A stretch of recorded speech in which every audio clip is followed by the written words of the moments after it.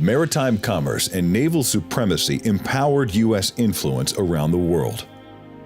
But today, our commercial maritime fleet is in decline. Of the 50,000 trading ships that travel the Earth, only 78 fly the U.S. flag, the lowest in history. Consequently, 98% of all U.S. trade, some $1.8 trillion of goods and raw materials, is carried and controlled on foreign-flagged ships.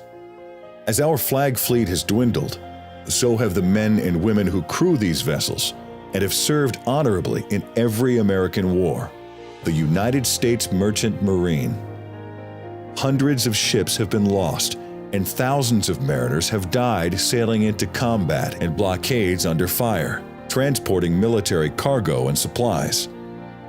Meanwhile, other countries are revitalizing their maritime capabilities. China is creating an integrated maritime capability, building new trade routes, superports, and megaships that can be converted for military use.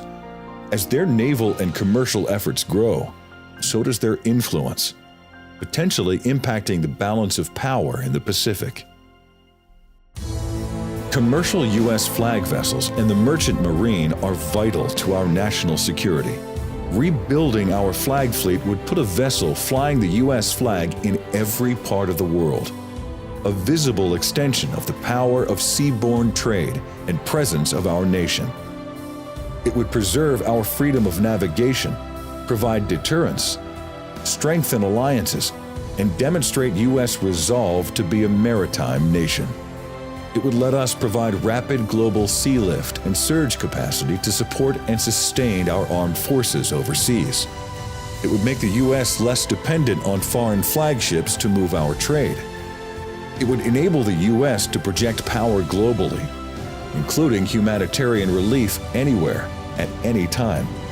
But we must start now. As our nation has learned repeatedly, waiting for the drumbeat of war would be too late.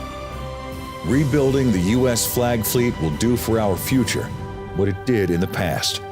It will create a stronger nation for today and for generations to come.